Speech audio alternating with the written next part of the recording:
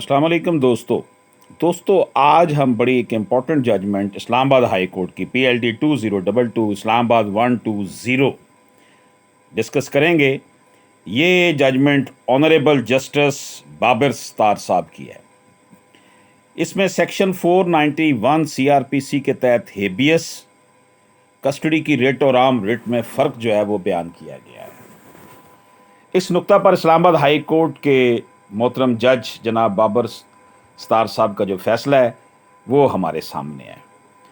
Case के facts की बात करते हैं। दो बहनों की शादी दो भाइयों के साथ एक ही घर में हुई। काफ़ी अरसा तक मामला सही चलते रहे, लेकिन फिर मसाइल पैदा हो गए और दोनों बहनों जो हैं वो दोनों बहनें जो हैं वो शोहरों का घर छोड़कर वालदैन के घर चली गईं। चूँकि बच्चे शोहर के घर ही रह गए थे, इसलिए इन्हें वापस लेने की हद तक सेक्शन 491 CRPC के तहत दोनों मदर्स ने हब्से बेजा की दरख्वास्त दायर कर दी। दोस्तों, इस दरख्वास्त पर सेशन जज इस्लामाबाद ने फैसला दिया और बच्चों को उनकी माओं के हवाले करने का हुक्म दिया। इस हुक्म के ख़िलाफ़ जो दोनों शोहर थे, बच्चों के वालिद थे, वो इस्लामाबाद हाई कोर्ट में चले गए और जस्टिस बाबर सत्तार साहब के पास ये केस आया। मोअज़्ज़ज़ जज ने कहा कि बच्चे की कस्टडी के लिए सेक्शन 491 के तहत की गई हेबियस की पटिशन को आम हेबियस पटिशन के साथ ना उलझाया जाए। दोनों अगर हब्से बेजा की दरख्वास्तें हैं, मगर दोनों की नवीयत मुख्तलफ है। पहली बात यह है कि बच्चे की जो कस्टडी का मसला है, इसकी आज़ादी सलब होने का मसला नहीं है, जबकि जो दूसरी हेबियस पटिशन है उसमें आज़ादी सलब होती है, जो कि बाकायदा एक संगीन जुर्म है। बच्चे अगर गैर कानूनी तौर पर वालिद की कस्टडी में हो तब भी हब्से बेजा में रखने का या अगवा कारी का जुर्म नहीं बनता। इसलिए इन दोनों किस्मों की दरख्वास्तों में ये फ़र्क वाज़े तौर पर होता है। इसी तरह बच्चा अगर वालिद के पास हो तो इसे अगवा कारी या गैर कानूनी कैद से ताबीर नहीं किया जा सकता। जहाँ बच्चे की कस्टडी के लिए सेक्शन 491 के तहत पटिशन फाइल की गई हो, इस पे फैसला देते हुए जज साहब के सामने बच्चे की फलाह व बहबूद का तसव्वुर होना चाहिए, जैसा कि कॉमन लॉ में होता है। दोस्तों, मोअज़्ज़ज़ अदालत ने एक अहम नुक्ता बयान किया कि हमारे मुल्क में अदालतें टेंडर ईयर्स डॉक्ट्राइन से रहनुमाई लेती रही हैं। वो ये कि कस्टडी दरख्वास्त का फैसला करते वक्त अदालतें ये फ़र्ज़ कर लेती हैं कि बच्चा अगर कम उम्र है तो इसकी अच्छी नशोनुमा सिर्फ माँ के साथ रहने में मुमकिन है, और यूँ जिन्स की बुनियाद पर कस्टडी माँ को दे दी जाती है।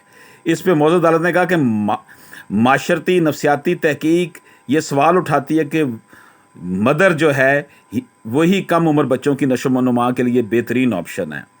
वालिद भी हो सकता है, लेकिन बाज़ हालात में ऐसा नहीं है, ऑप्शन में वालदा ही है।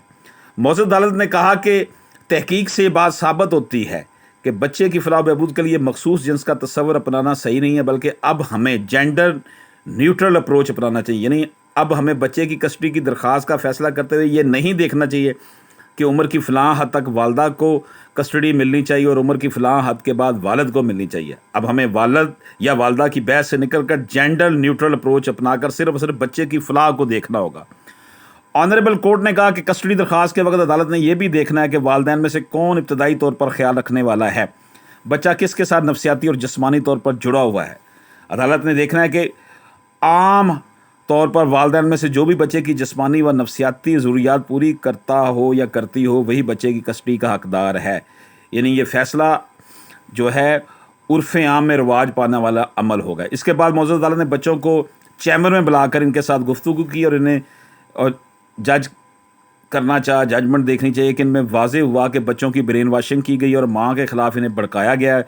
फिर बच्चों की माँ को बुलाया गया तो बच्चे माँ के साथ जुड़ गए। इससे ये वाज़ा हुआ कि बच्चे माँ के साथ इमोशनल अटैचमेंट रखते हैं। और मोअज़्ज़ज़ अदालत ने फ़ैसला करते हुए जो मुत्तहदा अदलिया का फ़ैसला था वो बरकरार रखते हुए बच्चों की कस्टडी उनकी मदर्स को देने का फ़ैसला सादर फरमा दिया। दोस्तों, इसमें मेन चीज़ बच्चों की वेलफेयर है। कस्टडी के मसाइल में ये हम देखते हैं कि असल मामला जो है बच्चों की वेलफेयर का है। लेकिन इसके बावजूद भी मैं यहाँ पर यह अर्ज़ करता चलूँ कि पाकिस्तान में जो तलाक़ और तलाक़ और खुला की जो शरह है, इससे बच्चों के ऊपर बहुत से मसाइल पैदा हो रहे हैं। इसलिए हमें माशरे का बुनियादी यूनिट घर जो है उसको तबाही और बर्बादी से बचाना चाहिए। अशरफ आसमी एडवोकेट को इजाज़त दीजिए। अल्लाह हाफ़िज़।